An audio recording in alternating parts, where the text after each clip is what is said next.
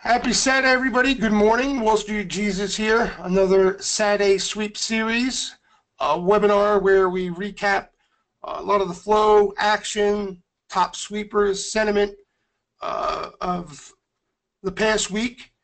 Go over some things of what we should look out for, in the coming days, coming weeks, and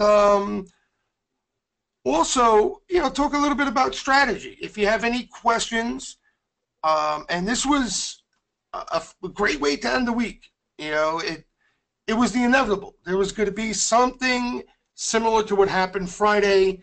The longer this rally in tech went without it, the more vicious the pullback would have been. And that's just the way it goes. So we were fortunate enough to have that happen at the end of the week. We could talk a little bit about that today. How to avoid getting caught, what's the best approach, what's the best way to position yourself when a market gets a little overheated, but yet participate at the same time. So we'll talk about strategy as well. Okay. Again, I'd like to get this out of the way. We get a lot of new people in the middle of the sweep series. We started this a couple weeks ago, so we do this every Saturday here. A couple things. You go to wallstreetjesus.com. You get all the information of what we do, what I do in the steam room, the trading room that we offer membership to. We got a couple different packages. Most importantly, we have free access. If you go to wallstreetjesus.com, you click on this market update section, and you will have access to this channel right here, Market Updates, and the Lounge. Okay, it's free, open to the public. We got a nice bunch of traders, nice little trader community in there. And I post a lot of pre-market, post-market, a lot of stuff over the weekend, recapping some of the activities, some of the sentiment out there, some interesting things I see, on social media and stuff like that. So if you're into the flow and want to get a gist of what we're looking at on a day-to-day basis for free, no credit card, no trial, absolutely free. Just go to wallstreetjesus.com and you can access that through this market updates tab. Okay. In simple English, what we focus on in the steam room is not unusual options activity specifically. Okay. We're not paying attention to every call or put buyer that takes place throughout the day. I get that a lot. I get that, oh, Jesus, you missed this or you missed that, or there's so much call and put buying throughout the day. Okay? If you pay attention to every single order on the call side and on the put side that trades on the offer, you're going to make yourself dizzy. There's no strategy behind that. Okay, so if you're wondering what I do, what we do in the steam room, we focus on the aggressive activity only. Okay, we're looking for patterns of aggressive buying in an underlying. Okay, so that's basically in simple English of what we focus on. Okay, because I get that a lot. A block will go off and I won't mention it, and a new member will wonder why. And it's because, throughout my experience, stuff like that, there's no consistent value in that. It may pay off now. You know what I mean? Like, for example, was there put buying Friday? Of course there was put buying Friday. That's why we finally saw a little bit of a spike higher and to put the call. Okay? The reason why we saw the spike is because there was more put buying than normal. Okay, does that mean we should all go rush out and buy puts? No. As a matter of fact, throughout the trading session on Friday, I wasn't talking about puts at all. We were looking at a couple bearish orders here and there, but our main focus on, and what we find telling is what they were looking to buy in a sell-off like that. All right, so that just gives you an example of how, it's not the whole flow, and not everything that's going on in the options market means something. 99.9% of it is useless information. We're looking and we're trying to target a pattern of aggressive behavior in specific names or sectors. Okay, and that's where the edge, that's where the value is. So just so some of the new guys, I know a lot of you know this already, some of you new guys can get an idea of what we're focusing on. But again, you go to wallstreetjesus.com, you'll get all the information there. We have this strategy section where basically, quick blogs on certain terminology, certain things that you may not be familiar. If you're unfamiliar with the type of order we focus on, sweeps or sweepers, there's a little write-up there explaining just in simple English what it is and why I pay attention to it. Stuff like how you can use this information for sentiment, for trading strategy, and all that stuff. So if you're sitting around doing nothing over the weekend, you got some free time, and you're interested to learn a little bit more about what we do, you can find it all here, wallstreetjesus.com, and click on the strategy section. Market updates, again, that's the free access to the lounge and to the post and pre-market stuff.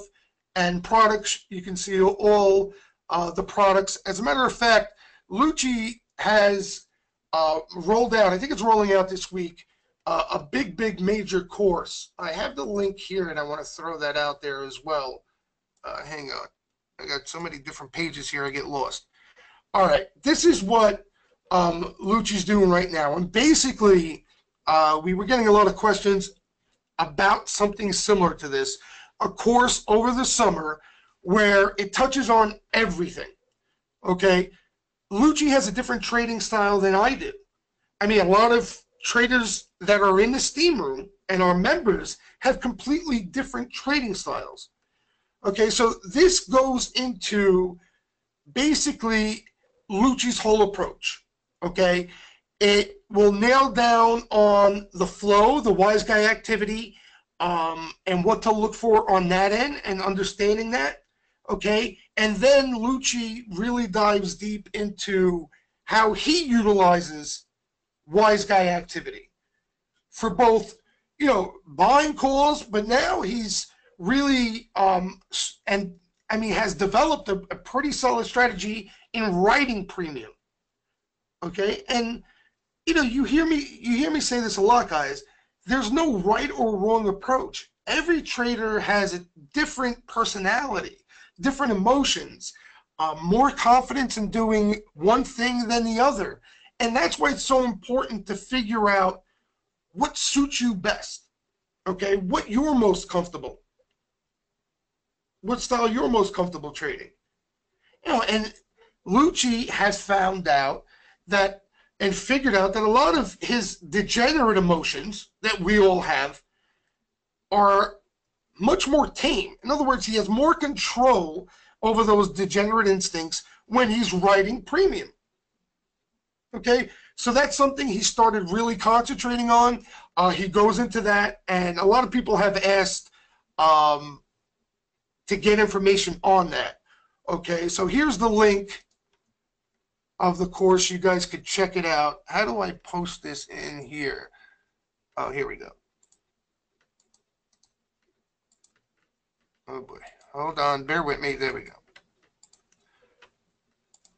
All right, and again, you guys can hit up Lucci anytime on Twitter. He responds to anybody. You have any questions, you can ask me as well. You know where to find us. But that's the link if you have any questions as far as this course. So it goes from flow, tape reading, which is Lucci's specialty, options, again, from just the general understanding of options to writing calls, buying calls when he crosses the spread, every little detail, trading psychology, which Lucci is a big proponent of. And I think it's, 12 live courses. There's 4 live trading sessions.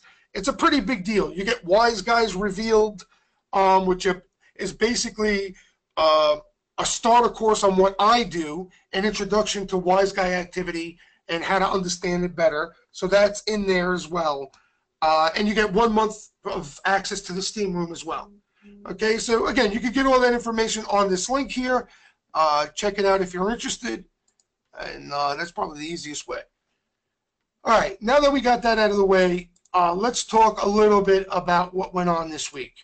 All right, and what I want to start off with is a major question I've been getting from not only some new members in general, even just people on Twitter and so forth. Were there any warning signs, okay, to what we saw on Friday? And if you guys know, we've been talking about the Facebook, the Googles, the Amazons, the Teslas, the Microns. We've been talking about all these hot names for weeks now. I mean, since we started this Saturday webinar every week, every Saturday it's a huge topic of conversation, not only because based on the flow that's come in, but based on how hot the names have been, how profitable it's been to most traders, and so forth. Okay, and I get the question a lot that why doesn't the buying excite me in Goog that comes up here as much as a name in, let's say, I don't know, the retail sector that starts to catch initial activity off a major low. Okay, and my response to that would be, in my opinion, there's no real edge off the flow when names go parabolic like this. Okay, what does it really tell you? That players are bullish Google, Amazon? Okay, that the momentum is strong as far as the upside is in Google, Amazon, and Tesla? These are things we already know. Okay, so I look at it as, and I'm a day trader, okay, so the only way I'm going to play any of the action that comes into these names on an intraday basis is if they're red, okay? If they're selling off, or if there's not much momentum in the name. I'll give you a good example. NVIDIA, a couple weeks back, was actually down for the day, one of those rare days. The flow was quiet, and then early afternoon, there was a small batch of aggressive sweeper activity that came into weakness, and that was one of the very few times I traded NVIDIA. Because the edge there for me as a day trader, it was giving me a heads up on possible momentum coming into that name when there was no momentum around. Hey, that's my edge. That's the edge I try to trade off every day as far as wise guy activity. Okay, for me, as a day trader, that's my edge. So I was explaining to a lot of you swing traders that unless you're looking for a trade on an NVIDIA where sweepers come into weakness and you're looking to flip it the next day or two into a rally, there really is no edge here.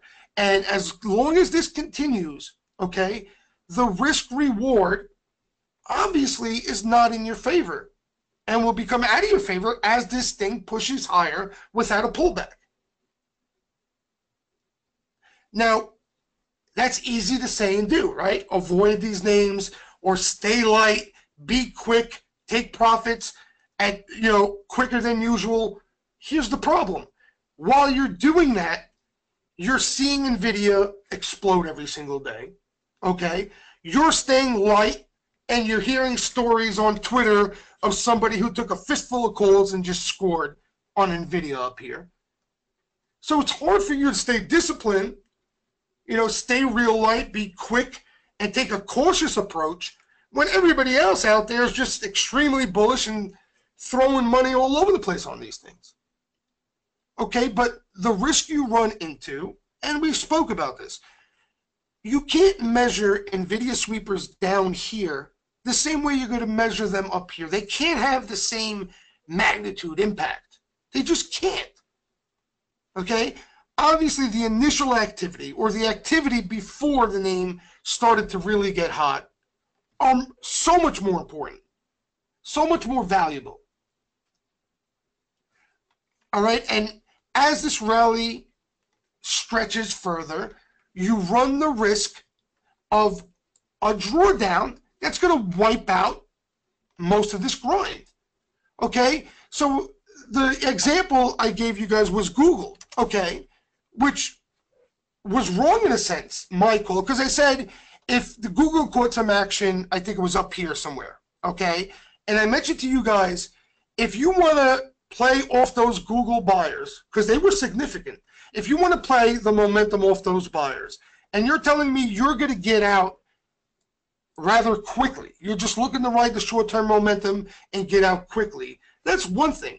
But if you're looking to buy Google here and just sit in it and expect it to just go have the same exact move it did from here, what's going to happen is you're going to have one of these that wipes out this whole move. Okay, so whether it came here, whether it came here, or whether this thing continued to rally, if you just sat and left that position, you would get wiped out by one of these things. It's just totally normal. Okay, this is not really normal. This is normal after a move like this. So that's the point I was trying to make the last couple of weeks in these things. You want to day trade them? You have stop losses? That's all fine and dandy. You know, you want to stay light and try to be a little quicker than normal. In other words, buy it and flip it a couple days later and try to get out before the pull. That's up to you. But the risk reward up here, I don't care what type of action is coming in up here. It's just not in your favor. And if you were buying here, okay, and put on a fistful of positions in these names, this thing had a little grind up higher, you're feeling strong, and then whoop, now you're stuck and you're buried. That's the risk. That's exactly the risk. And that's not saying this rally's over. That's not saying these things are dead. But that's the risk you run as a trader trading up here. And that's what you have to be, aware of if you're playing these things. And, I made this point to a lot of traders that if you took it nice and easy throughout this, let's say this whole move, okay, and you got caught in here and you weren't that heavy, you got nothing to complain about. The bread and butter, the majority of your P&L comes from the initial portion of the trend. Here, you're just looking to, top it off a bit, sprinkle in a little more profits. And then when you get caught, hopefully you made more than you lost when you got caught. That's all you're trying to do if you're playing these things up here. All right, now, so as far as warning signs are concerned, of course there are no warning signs, okay, individually for these names. Now, you're going to hear every jabroni out there that you know of tell you there was put buying, okay? You're going to have everybody tell you that. Let me tell you something. I watch the flow on a day-to-day basis. You guys know that. Every freaking order that hits the tape, I know of. I kid you not. There's some put buying the whole way, guys. That's what they do. They buy some puts to protect. There's put buying the whole way. As a matter of fact, Friday, okay, the majority of the put buying in these things were all short-term, if not in weeklies expiring yesterday, just protecting this weakness that they were seeing. Why not? Even if you own Google from down here, okay, and you see this developing, it was pretty obvious Friday. We all saw it developing. You didn't need any signals. You saw these things were weak and heavy. If you got a decent-sized position, why not put on some cheap protection over the extreme short term just in case? You don't know how low these things can end up if you don't want to sell. So the play could still be bullish and putting on some cheap protection, protecting the extreme short term. So don't let anybody tell you there was put buying and that was a warning sign. Here was the only warning sign that we saw, okay? And members who paid attention, and I'll be honest with you, Okay, for those of you who are not members, I can preach about this stuff all day long. They're still members. It goes in one ear and out the other. Okay, because they see these things continue to go higher as I'm preaching to be cautious, and automatically they assume that the cautious approach is wrong because they're not seeing instant results. Okay, those of you who know me know I never say short any of these things. I don't bless any shorting of anything in a bull market. Okay, so that's not what I mean by being cautious. I just explained to you what my definition of caution is. Take down your risk, whether it's position sizing, dollar amount of positions you're holding at once, whatever it may be. Exposure to a group. Maybe you had too much FANG, too much tech. That's what being cautious is. Okay, so at the same time, if it grinds higher in your face, you're going to benefit. Okay, you're not going to benefit as much as if you were aggressive, but that's not what you're looking to do. You're looking to make a little money if the rally continues, but more importantly, keep the money you made. I'm going to give you that corny line again because it's the truth. And it's one of the things I learned early on in this game, trading, and one of the few lines I've remembered, because everything else is pretty much useless, what you hear on a day-to-day basis when it comes to these corny trading lines. But what distinguishes the professional trading group from the retail that you hear 95% can't find success, one basic thing. The pros, everybody is going to make money in this market, okay? Unless you're a wise ass and you're looking to short this, everybody who's long is going to make money in this rally. Nobody's a guru in this rally. Some may make more than others. Some may have got luckier than others because they stepped on a hotter name per se. But anybody who's on the long side is going to make money in a rally like this. The difference between the pros and the retail crowd, the pros will hold on to a good chunk of it. Where the retail crowd thinks this is going to last forever and play the same way no matter where they are, no matter what point they are in this rally. That's the major difference. Okay, so the warning signs we saw was simply this. You could see to the left of the screen, I hope you can see it anyway. Those of you who are members know what I'm showing here. This is a simple put to call volume ratio off TC2000. Sometimes it could be off, okay? And what I mean by off, some of the other stuff I look at is more accurate, but for the most part, it gets the job done, okay? On this day, and you can see as I click on it, it'll highlight it in the chart. So you're talking about right up here. You can see here how the put to call is extremely low. You see how I have it highlighted? You see where that little bar goes up to here as opposed to all these other bars? Okay?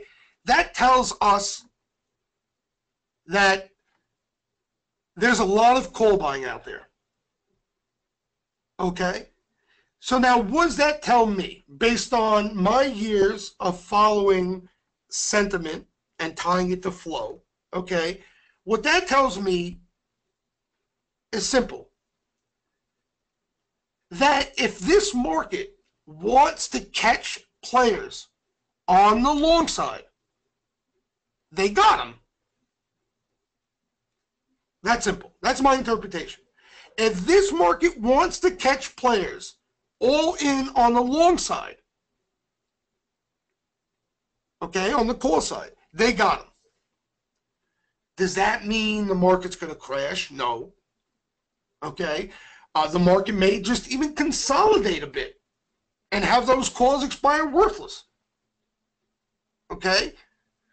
But throughout my experience, when you see something like that, that is a slap in the face and a reminder to take it easy. That's it. Take it easy. Maybe don't put on that Amazon call position you were looking to do. Wait for a pullback. Or maybe, take it down a notch. Maybe buy a quarter of those calls you were looking to buy. Maybe start looking to lock in some profit if you were looking to lock in profit at some point here. Take some risk off the table. That is what it means to me. Now, there are members, there are traders, there are just people in general out there who have different interpretations of it and then will ignore it because it doesn't do what they expect it to do.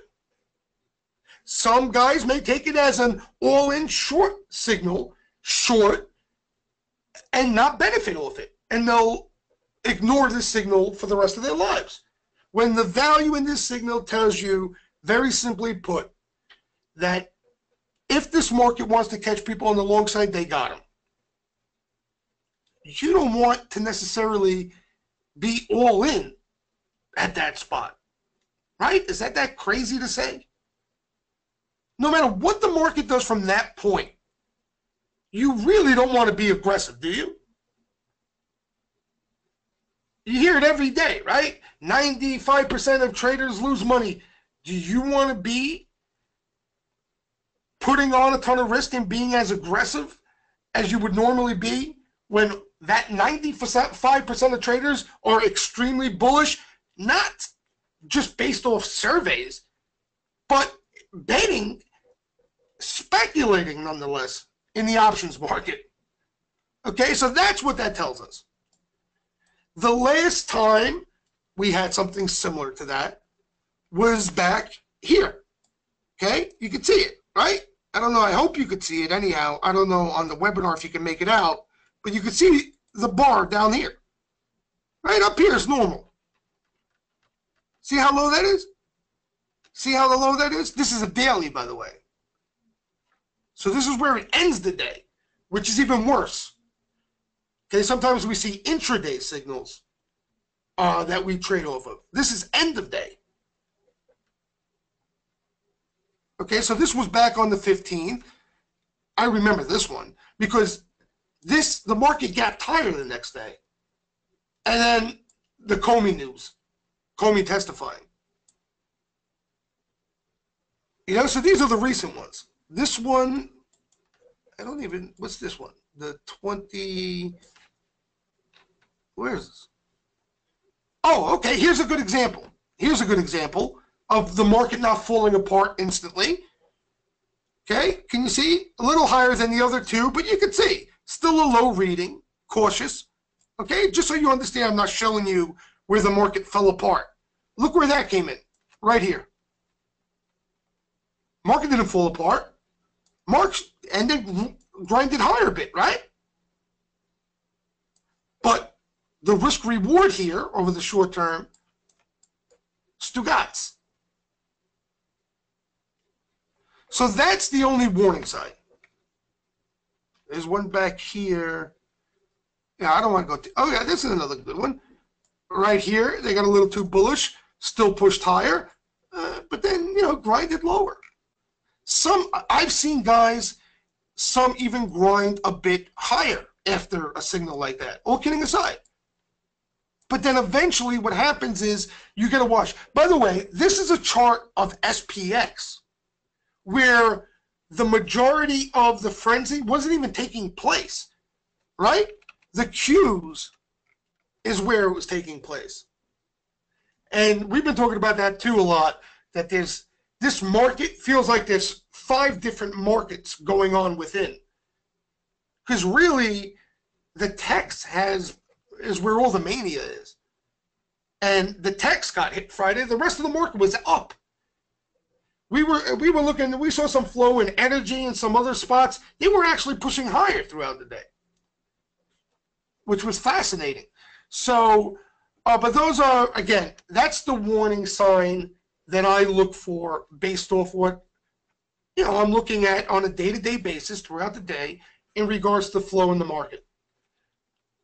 All right, so other than that, there's nothing in flow. Like I said, no put buying. There's put buying all the time. And as the market gets weaker, you're going to see an uptick in put buying, especially over the short term, because all those bulls have to protect. Okay, and then what happens is you reach a point. Now look at Friday, for example. Here's where we ended up. Back to basically normal. A little higher than normal, I would say.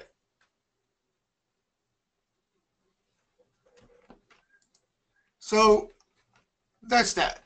Let's talk about some flow. I'll take questions. I don't want to start taking questions in between because then I get wrapped up into the questions because that's my favorite part. And then we don't talk about some of the stuff I know a lot of you guys want to talk about. Let's pull up some flow here. All right. Here is, let's get to this first because I know you guys are interested in this. Here is some of the buying into the Fang blood that caught my eye. There was an Amazon buyer, non-sweeper. So this wasn't a sweep. The only sweeper was Apple. I'll show you that in a minute. Apple's not on this one here. But you had an Amazon buyer, again, late in the day. If you remember, this guy has played several little pulls in Amazon late in the day. Waits to the end of the day and then buys a little chunk of calls. You got a June 23rd 1,000 call buyer who opens. So, it was a 300 plus bet. This was late in the day. Goog had some action as well. You had the 980 calls. That was a little later in the day. Look what they paid here. $22.50. Then you had the 390 Google. This is with the L. That one wasn't with the L. June 972 and a halves. They paid $10.40. That was earlier in the day. And then you had this guy here. So they spread them out. You can see they spread them out a bit. Google 955 calls. He paid 10.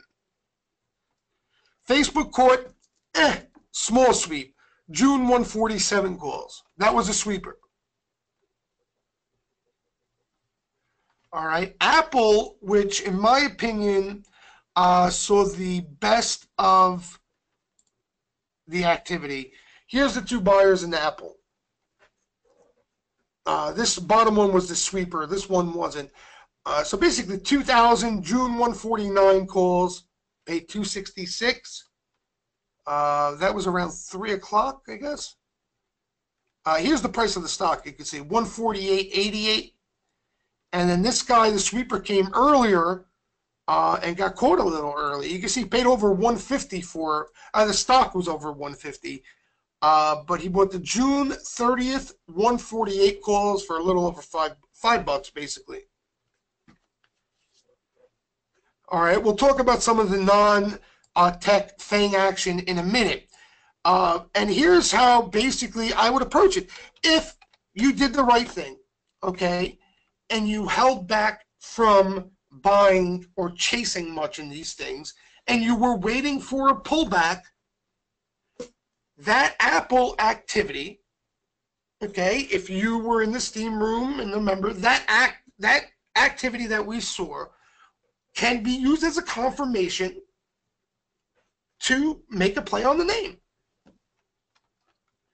And it's a lot harder to buy into this selling, okay? But believe it or not, there's less risk now than buying up here. A lot of traders don't realize that. You have a lot more going for you looking to buy, and it doesn't have to necessarily even be on this day, but buying off a pull like this than buying up here. It doesn't feel that way, but it's the truth, and you guys know it. All right, so the one thing I would recommend, I wouldn't get as greedy. In other words, you can't expect to move right to new highs again. You may get it, but I wouldn't base a strategy and a bet around it, okay? And I would just make sure I had a decent amount of time. I wouldn't play weeklies. You could. You may get lucky and get a snapback, which they probably will. Even if they go lower early next week, they probably snap back a lot higher than those levels anyway when they snap back. Okay? Now, the question too I get asked, what about if this is the start of a downtrend in these things? It's possible, right? I'm not Nostradamus. I have no idea. No matter what, you're looking to get a trade out of it, okay? And when these things snap back off days like that, the snapbacks are probably going to be more than what you get from up here anyhow over that period of time. So you're looking for a trade. And if you're a trader, that's what you should be looking for anyway now. You know, this is not the initial stages of a bull run here. We've been moving higher for quite a while now without a legitimate correction in this market. So the majority of this stuff, especially in tech land up here, you guys should be looking for trades. And if you're looking for trades, this is the type of stuff you want to focus on, especially in these names. Now, the things to look for, again, going forward, if this is the start of possibly a correction in these things, and maybe they go quiet for a period of time, we'll most likely see sweepers either dry up or the flow switch to the put side. In other words, you'll have momentum sweepers playing off the momentum flip to the put side.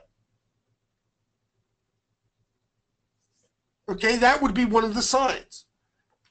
But there's no way to predict that before it actually happens. You know, you take one step at a time.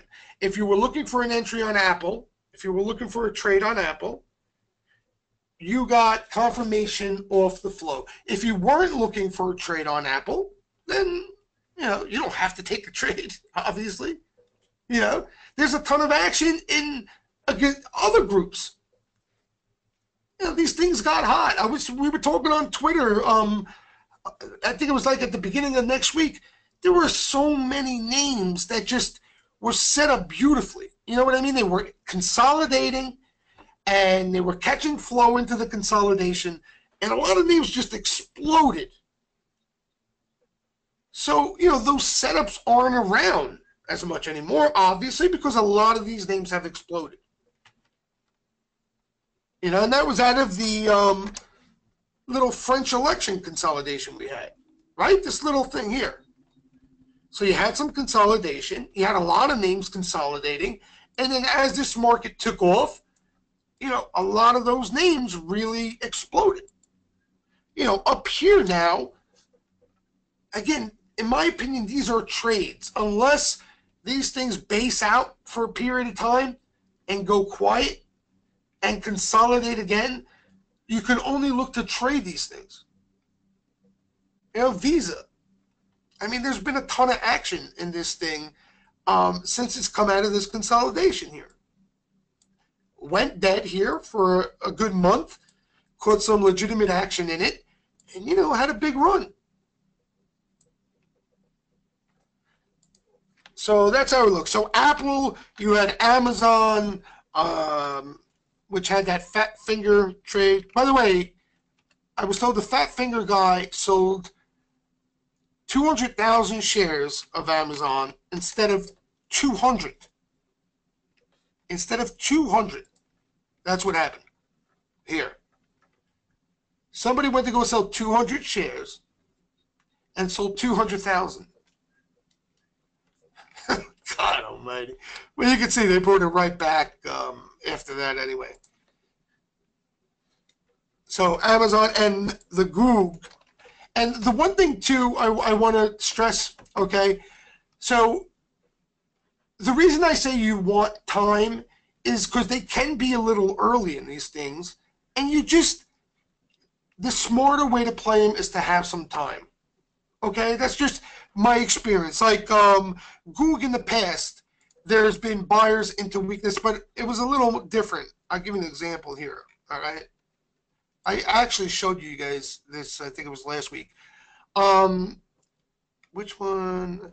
I think it might have been this. I'm not sure which pullback. But point being, they bought it, and then there was a little more selling.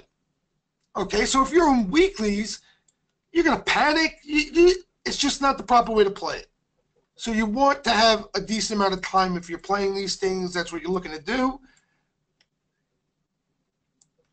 And you got yourself an entry at some point here. All right, some of the other stuff, but again, the Apple was the best of the bunch. Not only catch a good looking sweep, caught another order with it. Google caught a couple too.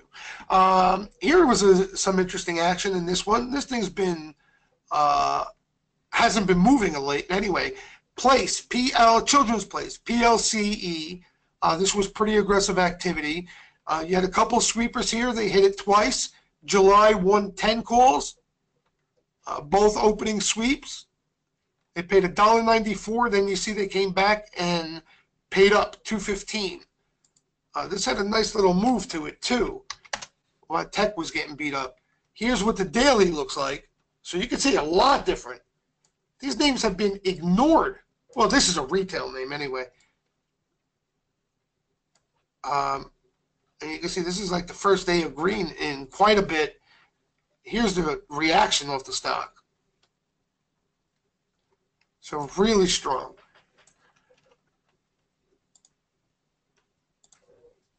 Where is this? CLR, that was an energy name I actually played early on.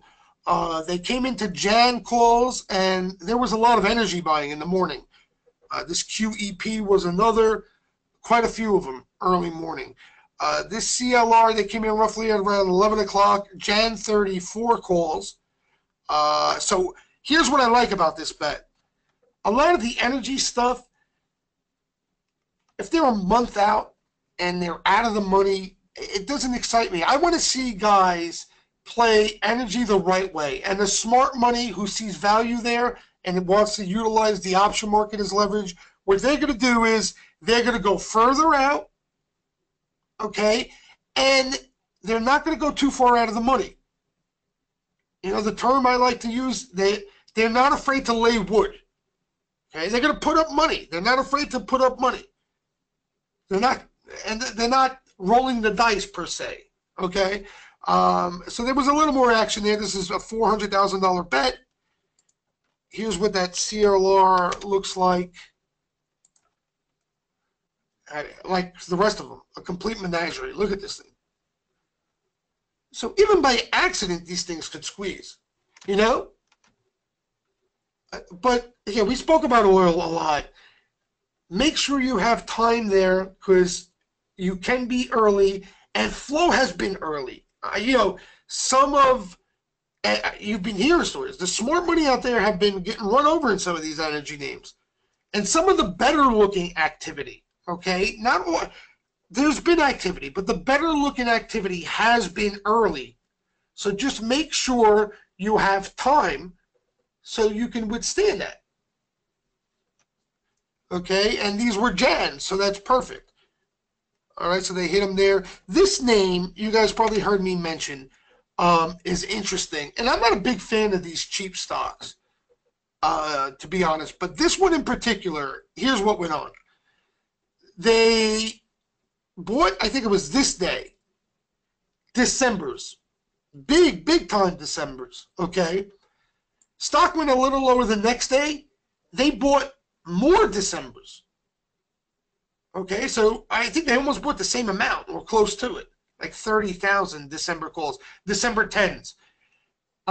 Then the stock rolled over in their face. Okay, so the reason I became interested in this now, it looked like, I can't be 100% sure, but it looked like some opening put selling came into this weakness. So you have all this call buying, some put selling, and then Friday morning they came in and swept up September's. So they came in closer now. So you guys know how I'm a big fan about that type of activity. You know, when they keep coming in a short time span. Okay, it's one thing if they dabble up here 2 months ago and the stock got run over and they dabble again down here 2 months later. I'm looking for that somebody's serious, somebody's looking to take a position here, and there's a higher probability of this being a bullish play on a name rather than maybe some short hedging or protecting a position or something like that. So and a lot of times I'm not a big fan of buying, especially commodity names, making a play on commodity names when there's so much selling involved. There's so much selling pressure, and your fate basically is on the actual commodity itself. They're so correlated right now. Oil's up, these things bounce a little, oil gets clobbered, these things shit the bed. Excuse my French. So I'm not the biggest fan of these type of scenarios, but this was some of the better activity. They showed some aggressiveness. There's some time there, December's, which I want to see with all this stuff. All right, and it's cheap. It's cheap.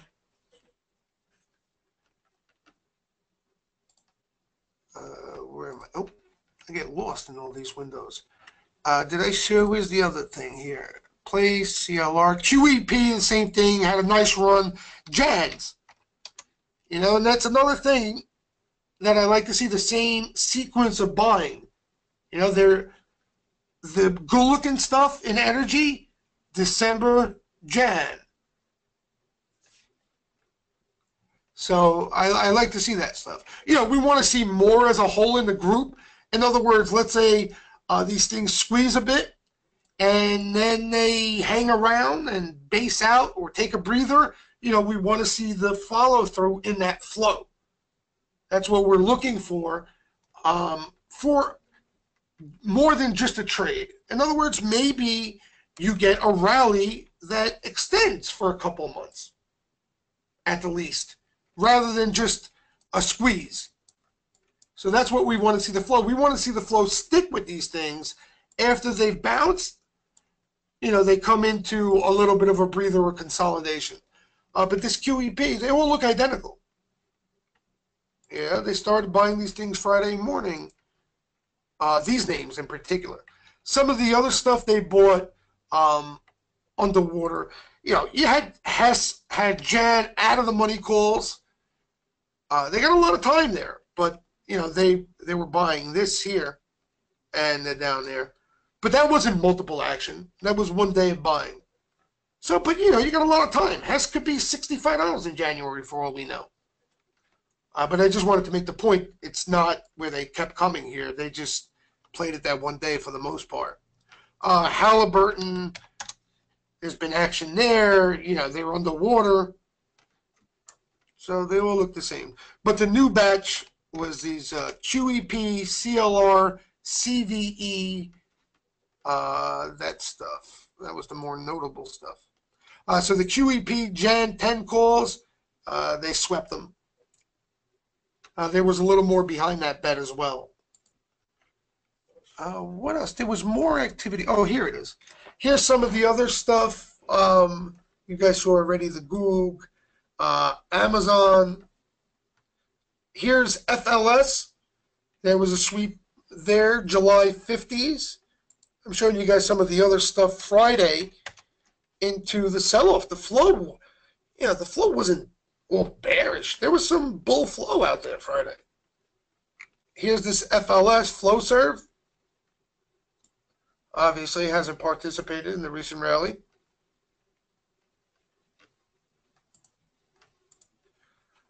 There they played 1,500 July 50 calls for 60 cents. This was a cheap bet, 90 grand. FLR, non-sweeper here, but June 30th, $47 calls. Opening bet there as well. You know, these are small, but decent size for these particular names.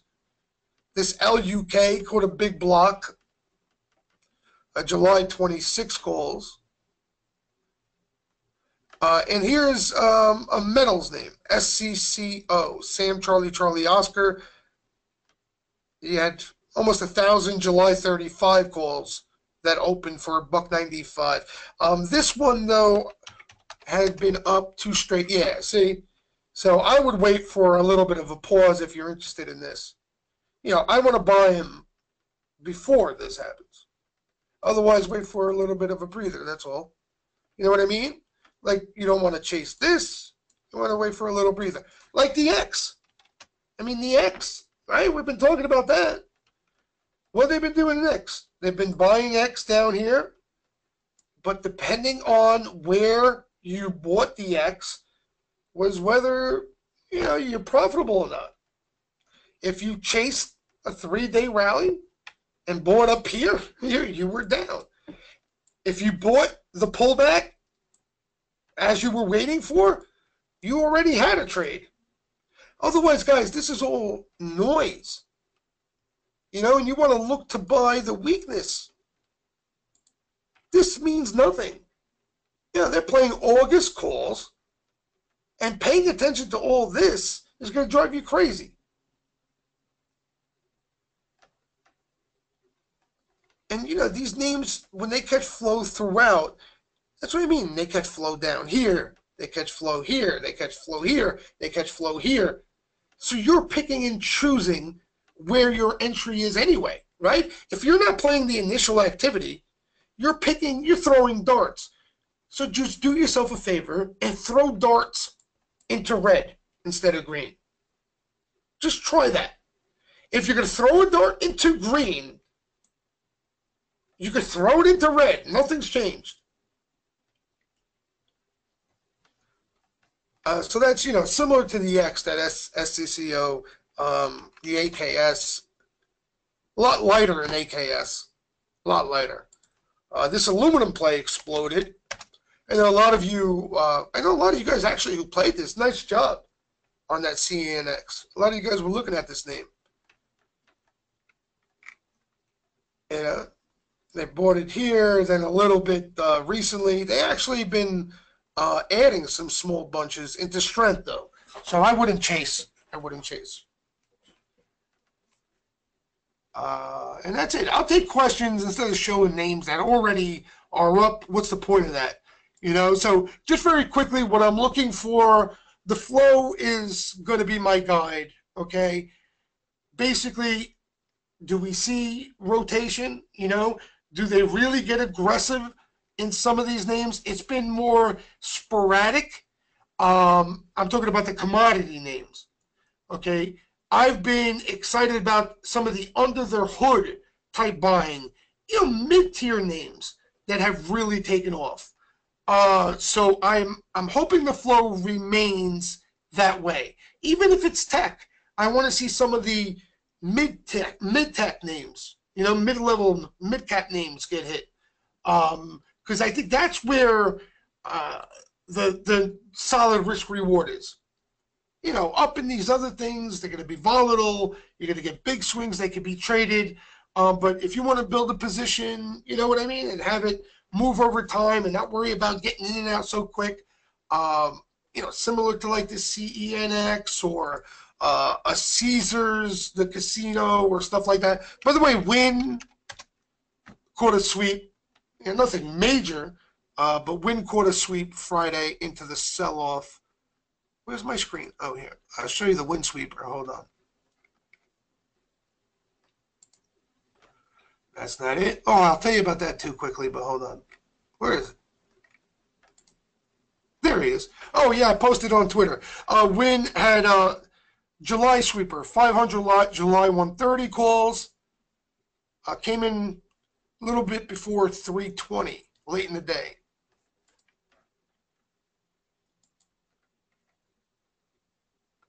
Yeah, so right around here, right? 320? Oh yeah, right here. So stock really didn't go anywhere. Didn't have much time anyway. So that was the name. I know you guys like that name. That's why I mentioned it. All right, so I'll take a couple questions. Here's Mattel. Some spec buying in Mattel, cheap, 20 cents. Looking for the buyout rumor again. June 24 calls. They were scooping up there. They've been doing this a lot. They're looking to catch news. They're not really laying out a lot of money. Again, that cheap premium stuff, guys, is all spec. As long as you know and you're aware of it, I mean, that's what they do. You throw some bullets and lottos out there. You hope one of them click nice, and it makes up for some of the losers. This is interesting. SNY. This rally here in the month of April, you see part of it, there was some really aggressive activity, aggressive buying. Majority was June calls, but a lot of different strikes. What they did Friday, they rolled out some of those positions to July. So they want to keep that exposure. It's not initial activity, but they want to keep that bullish exposure. They rolled it out to July 50s. Okay, so what's interesting about that name is it's off a pull, finally. A little bit of a pull. I mean, this thing has been hot with a ton of flow for this name. Ton of flow. So you got a little bit of a pull here, and they decided to roll out to July. So you may want to keep an eye on this name. A lot of us, including myself, I won't say I ignored the flow, but didn't put as much emphasis on how aggressive this flow was from members. And that was a mistake on my part, because they were pretty aggressive in this thing, SNY. Really nice action. All right, let's get to some names. I think I'm out of saliva anyhow with these allergies, cold, whatever the hell I got. So let me read some questions here of what you guys are curious about. All right, where do I start? Shop. I'm going to go to the search and that's one of the good things about the room. This new search feature, not new, but newly added. Shop. Oh, you know, somebody, Shop, I think, had a big put buy, or somebody told me. There's a Shop. Oh, yeah, he had a big, oh, my God. Okay, I remember Kay telling me about this, but you can see there, June 6th, July put sweeper. That's a big one. 600 grand. That's about all I know on Shop, to be honest. I haven't seen any call sweeper activity. So, and that's a hot name, right? That's been on fire. So, I don't know. I wouldn't. There's not a lot of flow in this. That's basically what I'm trying to tell you. That was a size put sweeper, especially for this name. So, but again, this thing got hit Friday. You know what I mean? Yeah, it could be protection and well-timed protection, without a doubt. At all. Listen, that's why, guys, I don't pay or put too much emphasis on put action in bull markets. Okay? Not everything is protection. Not everything's a hedge. But there's a much higher probability of the puts that we see being protection against bullish positions than it would be in a bear market. So why focus on that? You understand? Again, it's like earnings. Around earnings season, the odds of any of the flow being a hedge or insurance against an existing position, the odds and probability of that go up dramatically around earnings and events. So why would I force the issue and trade off earnings flow? You understand? That's my rationale. When you hear me mention the word sharp, right? Sharp, in my definition, is a clean bet. A big, aggressive, clean-cut bet. In other words, there's very little doubt in my mind why that player put on that bet. So, and that's the stuff I'm trying to focus on, and that's the stuff I try to get members to focus on. Because everything else, we don't know anyway as it is, right? We don't know the true intent of any of these players. But we do know certain things. As I mentioned, the odds will go up dramatically of hedging and protecting around events, earnings, etc. So if you eliminate that stuff, you have a much higher probability of betting on the right side of the smart money. Make sense? So that's what I mean. There's no reason to guess. There's no reason to try to figure it out. What's up, Bonnie? AAARNC? No. Interestingly enough, AAARNC, which in the past, those two have seen a ton of activity, as you know. That's why you're probably asking. Have not seen flow with that CENX. You know, see, I didn't even realize CENX was aluminum when that action was going off.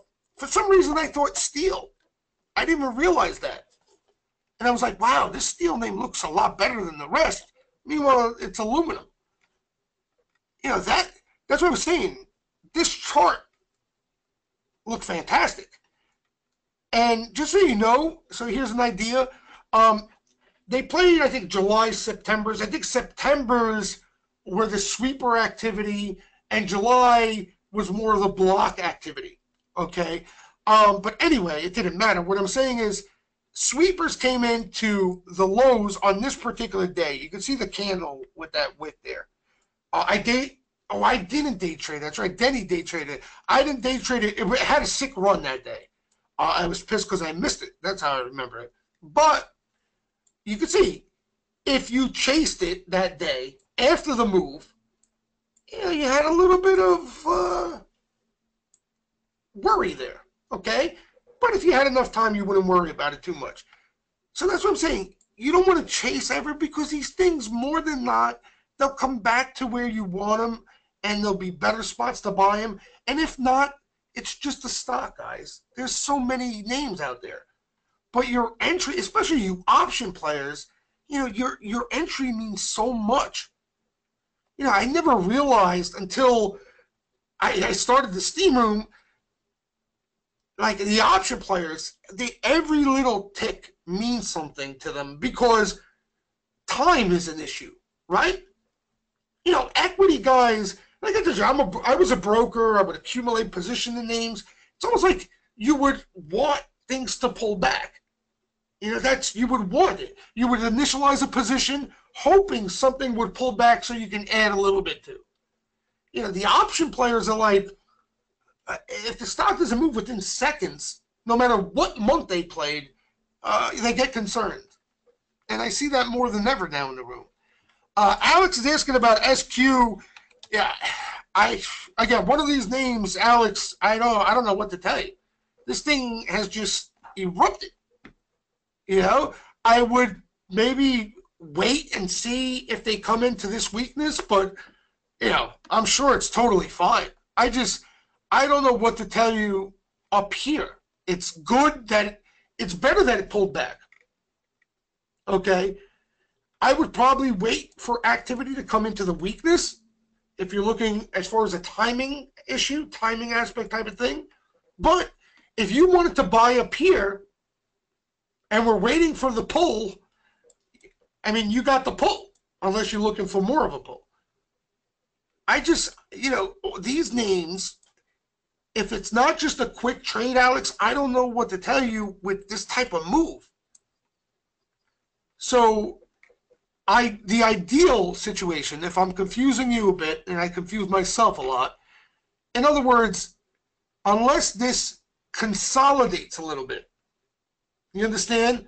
And what I mean by a little bit, at least a couple weeks, at least a month of chop, sideways, drift lower, nothing.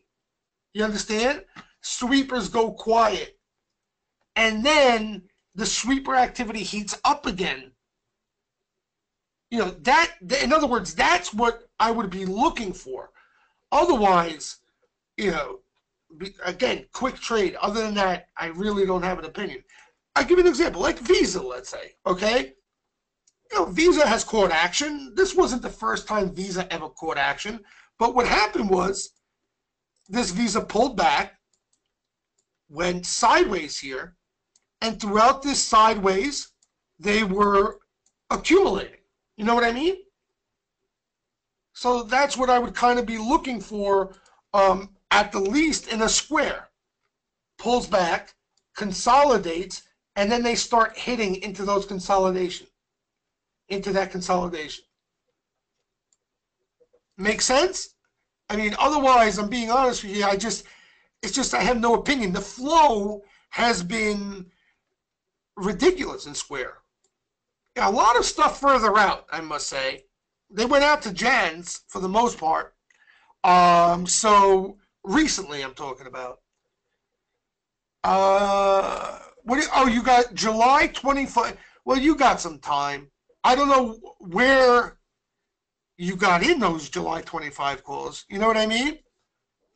That obviously is important, but you got some time there. Oh, you bought the dip, you're saying? I think he's saying he bought the dip. You should be fine for a trade there if you were waiting for a dip. Potash had a big call buyer. Yeah, they're tough, but Potash, I would keep an eye on sweeper activity there. But I'll tell you, Ani, I will not buy green in any of those names. I will not chase green in any of those names. And you don't have to be Einstein to know chasing green gets you a lot of trouble in that. Look at it. You chase green, you're dead. You chase green, you're dead. Wait for, if you're looking here, depending on what you're looking for, again, if you're looking for a quick flip, which I know you're probably not, I wouldn't get too crazy chasing there, because you may get a little more, and then you may get stuck in this. So depending on your outlook, I don't know if you're okay with that. What else we got? Shop, I mentioned. GLNG and Siri. Siri, I don't really pay attention too much to Siri, to be honest, Faye. GLNG has had some activity in it recently. One of those energy plays at the bottom of the barrel. So, this is a spot. Again, if you're looking for anything more than that quick pop, just make sure you have enough time. That's what I would pay attention to. Just make sure you have enough time to allow enough breathing room for this thing to do what you want. By the way, I just want to hit on this too.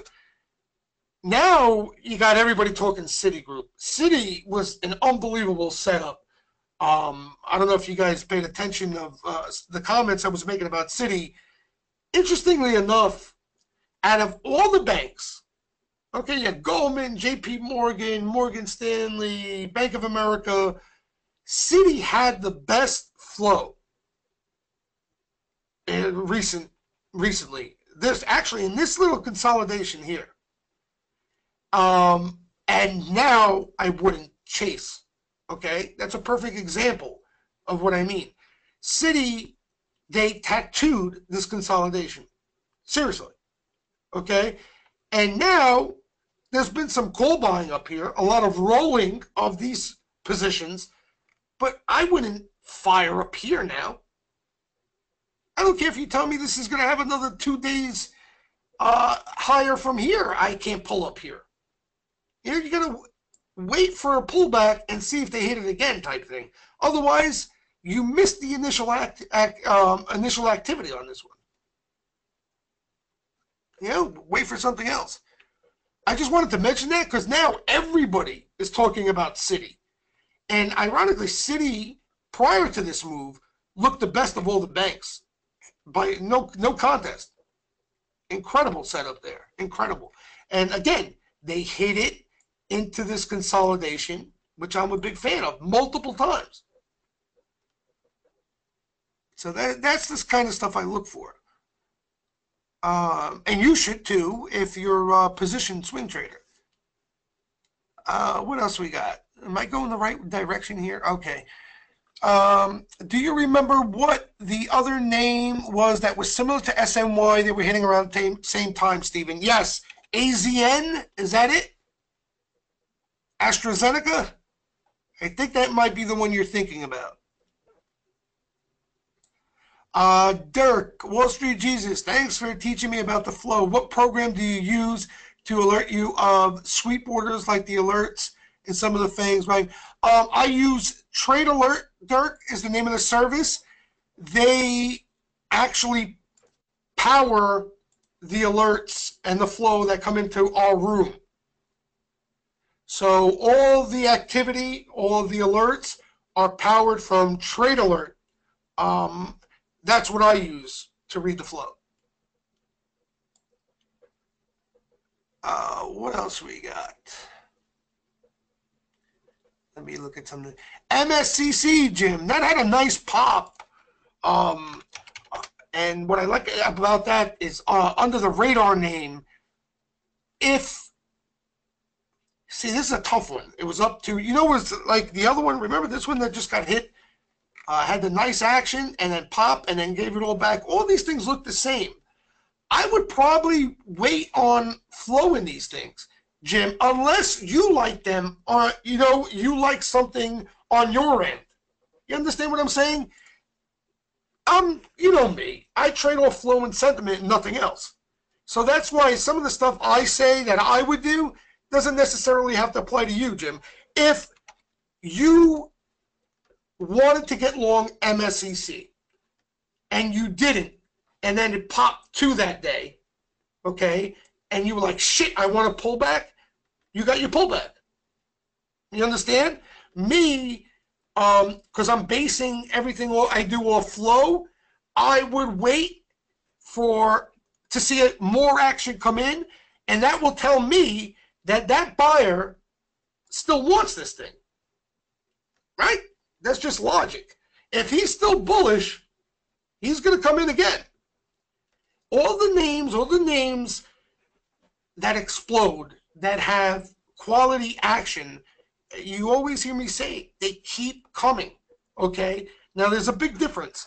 When we see flow and a name has already moved higher, to me, that's not significant. To me, when a name does nothing, okay, or pops and pulls back and they keep coming, that's the ones you want to pay attention to, because you want to get in before the explosion, right?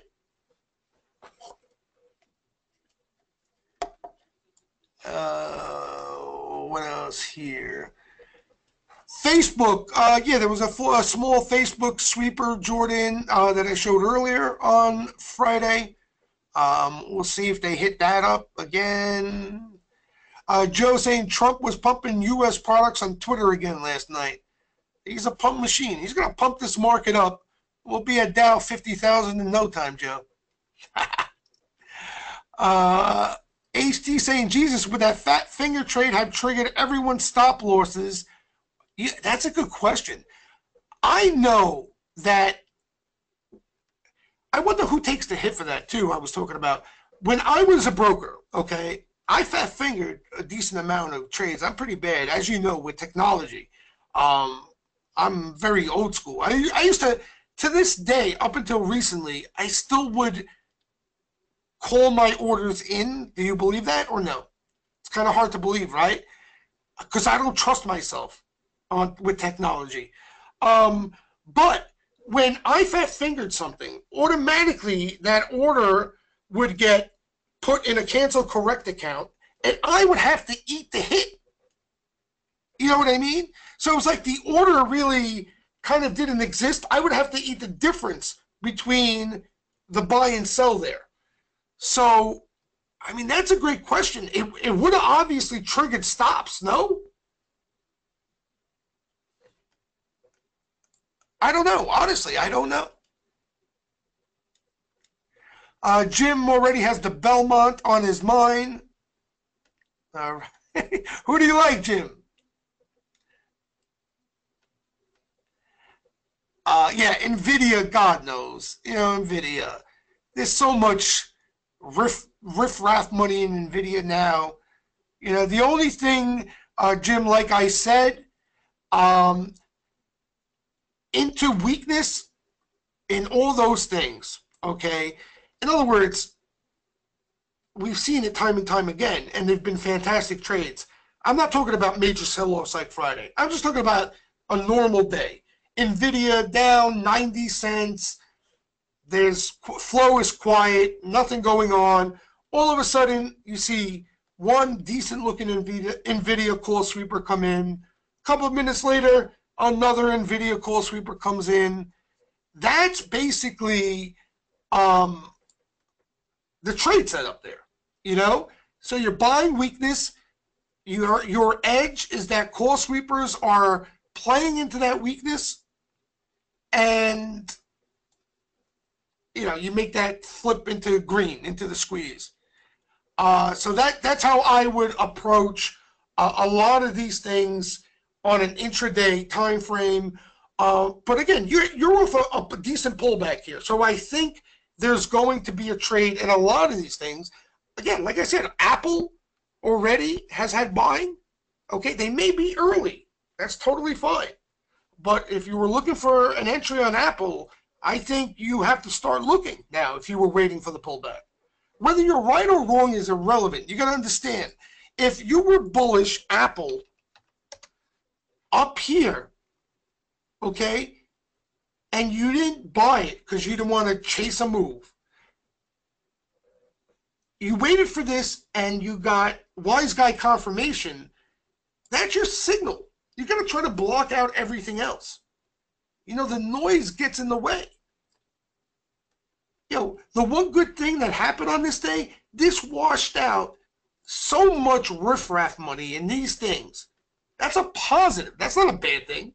That's a good thing.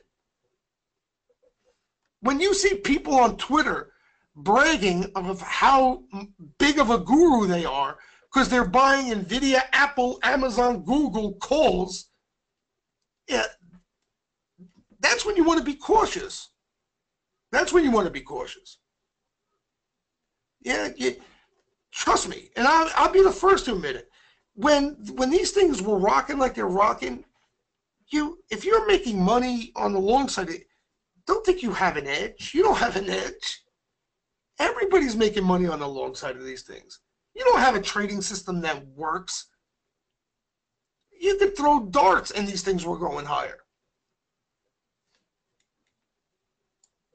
So, you know, I'm a big proponent, and a lot of people, I'm proud of myself because a lot of people in the Steam room, and they were completely different traders initially, have really grasped upon that thesis of looking to buy, again, not into heavy, dramatic, sell-off, catching knife type things, but buying off of weakness rather than chasing green.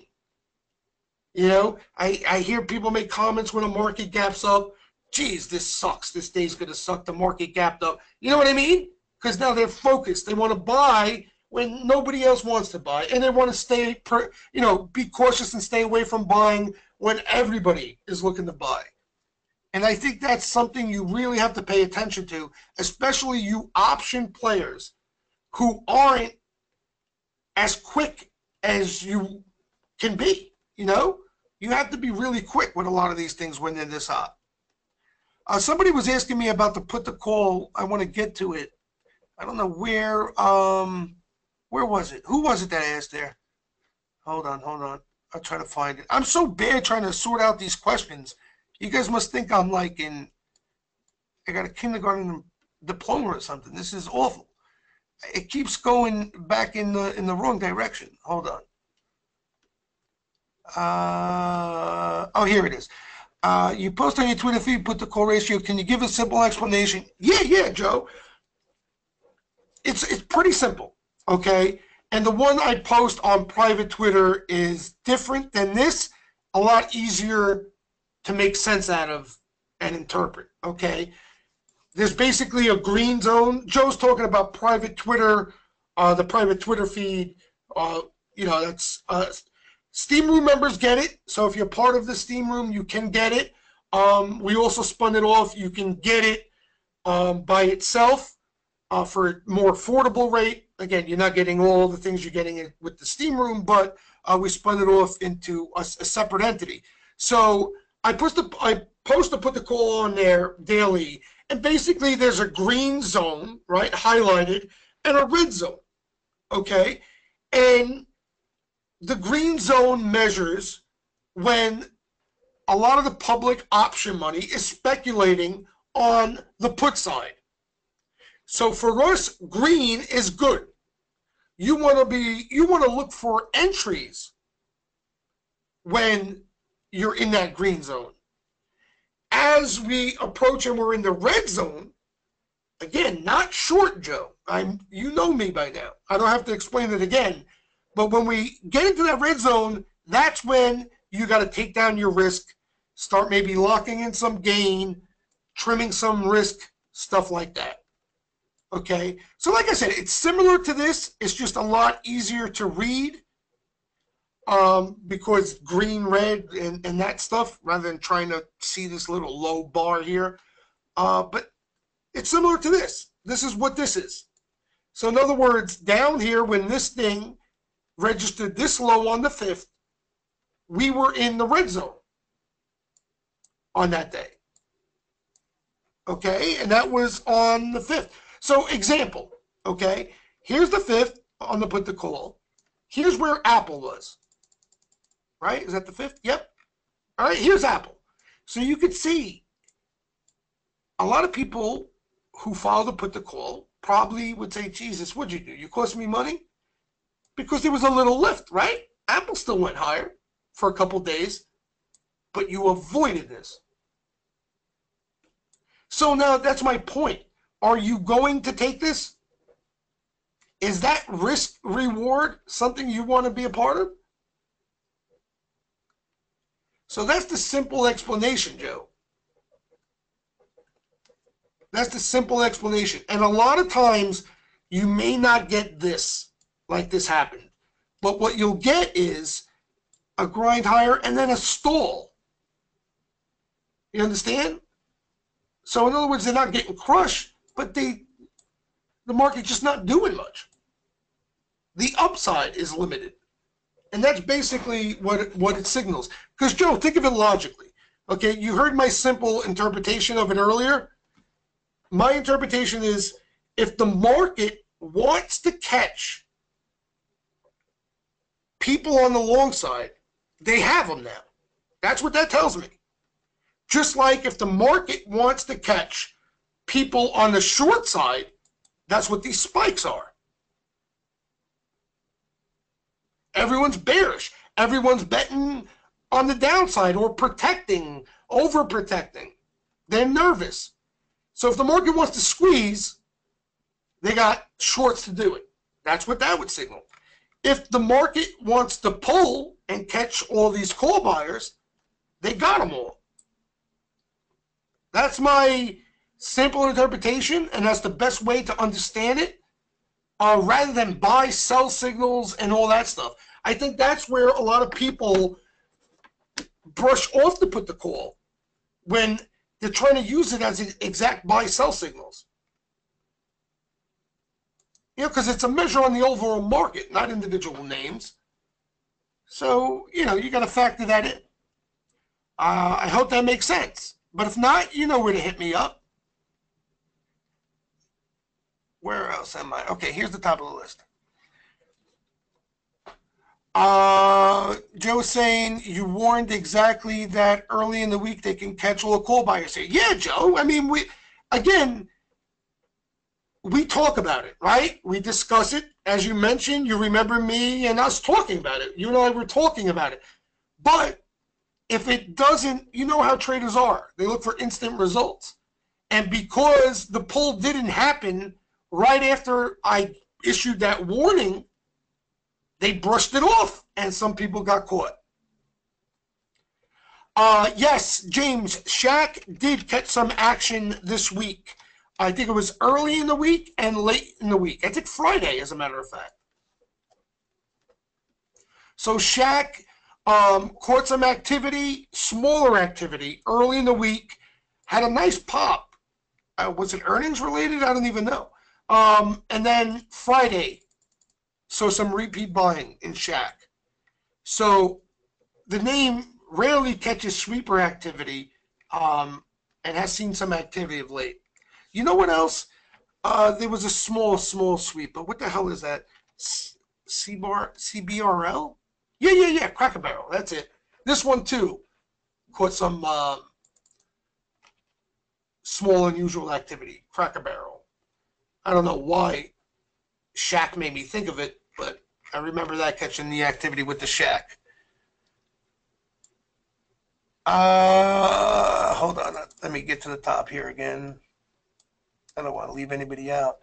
Outside day in the queues. Enzon, I don't really pay attention to that too much, but what does that mean? Do you think there's a sector rotation at Attack Oil Stocks caught a bid Friday? There's already been some small signs of a rotation. I don't know about major rotation.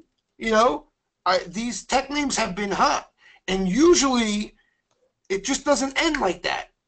I think flow will tell us a lot in coming days and weeks. If the flow heats up again, these things are going to be back at new highs before you sneeze. So it's too early to tell yet. It's too early to tell.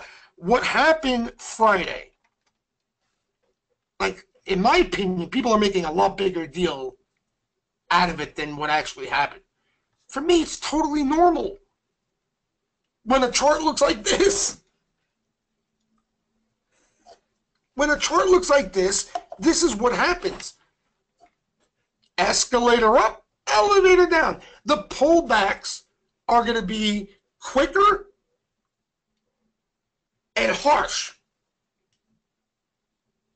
That's all, and that's a good thing, because otherwise the pullbacks are drawn out.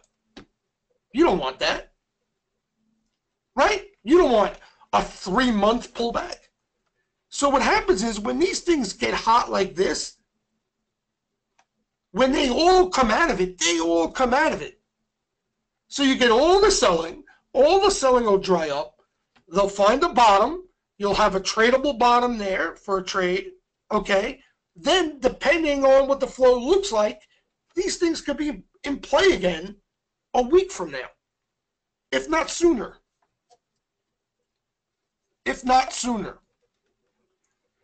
Like I said, they shook out a lot of retail, a lot of riffraff on Friday.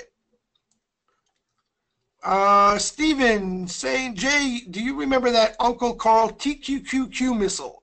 I know. Unbelievable.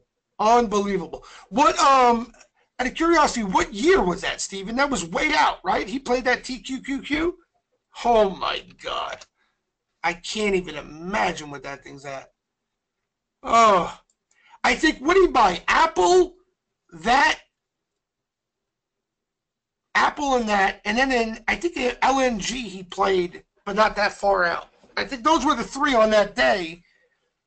June of this coming June? In other words, this month?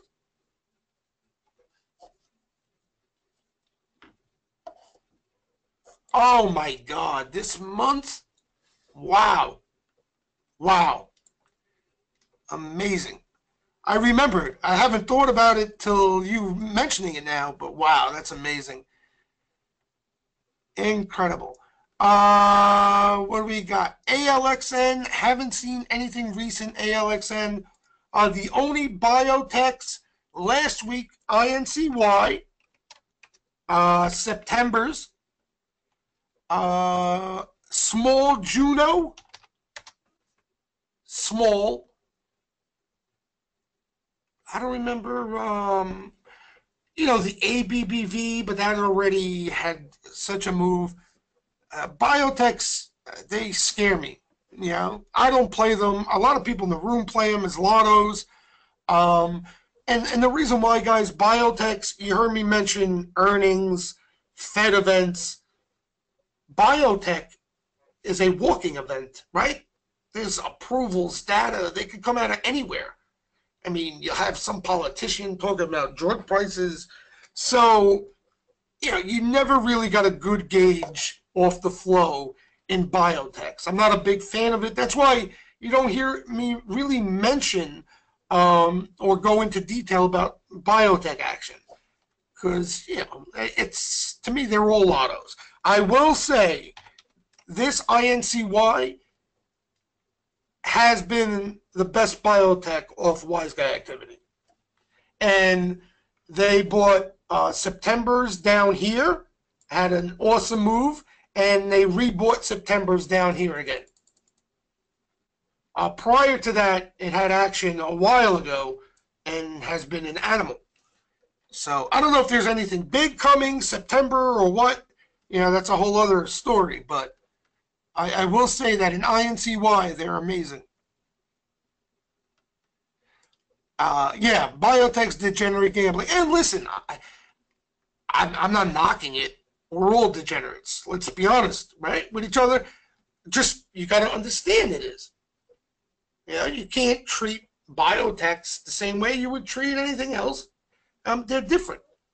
High risk, high reward. You can go to the bathroom and come back and your biotech halted dissemination and there's nothing left. So if you play them as such, and that's the beauty of options, guys. There's a lot of benefits to trading options. The one huge benefit is you can only lose what you put in. I think that's, if you take that approach, you'll be fine. That's your stop loss in options. You can't put a stop loss on calls in a Juno. I mean, the stock could halt and your stop loss gets flushed down the toilet bowl. But if you take that approach and again, it's all about before you push the buttons, you know what the hell you're doing. I see why you guys like it. High risk, high reward. And let me make a point. In general now, with the market where it is, options trading has its benefits. It's a tough game, but it has its benefits. Like, for example, what I was talking about with the FANG names and the tech names, I think options were the best way to play it. So in other words, again, just using round numbers, if you were only you wanted to have a stop loss of $4,000 on NVIDIA, okay, and you took that approach this whole way up, right? You put $4,000 into calls, you made some money, you put $4,000 into calls, you made some money, you put $4,000 into calls, you lost $4,000. Yeah, that's fine, right? You can't be mad off the Friday flush. I mean, things just don't go up forever. So that's where I think options can be, have huge value in a market and names that are overextended like they are.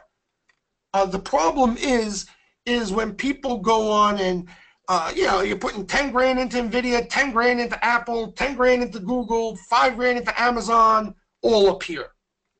That's when you get hit over the head. But you deserve to get hit over that. You deserve to get hit over that. If you're taking that approach up here, you deserve to get hit over the head. And that's why days like that happens because people do that. Again, I'm just using numbers, but I'm saying on that time frame. Now I think if you take that approach, and we mentioned, like for me, for example, when I was swing trading and the market got a little bit overextended, there was, some caution signs out there, sentiment-wise, flow-wise, whatever the case. I would take a position-to-position approach. Okay, because I couldn't get myself to sit totally on the sidelines, but I didn't want to. If there were some setups out there that I was still interested in, I didn't want to just go to the sidelines. But what I would do is I would take the best setup that was out there. I'd have a position in that, and that's it. Okay, even if something else popped up that looked good, I would hold back until we finally got that wash. I made money in that position, then I would look for something else. So, max, I would have 5, 6 positions at once. Yeah, I would trim it down to 1 to 2 positions tops as the market pushed higher. I told you, like that funnel approach. Max risk early in the trend, and as a rally continues to grind higher, you get thinner and thinner and thinner as far as your risk exposure. All right, boys and girls, I'm out of saliva here. I'm a little under the weather, so I'm going to call it quits. I appreciate everybody coming out on a Saturday. Good luck for those of you degenerates playing the Belmont today. Should be interesting. I don't know what I'm doing there yet. I'm probably going to go with a potato, meaning I'm probably going to take a shot with a long shot, key him on top of some horses. The Belmont's known for some zip codes, so I'm not betting no favorite or anything like that. But like I said, I appreciate you guys coming out. Again, wallstreetjesus.com. You'll find all the information there. Also, the Lucci Master Course that's out there. If you guys are interested on more information there, I'll post the link again. It's got everything, but like I said, go to the link and you can find all the information there. Okay? And any questions you have, you guys know where to find me. So feel free to ask at any point in time. And I hope you guys enjoy the weekend. Thanks for coming out, guys. Have a good one.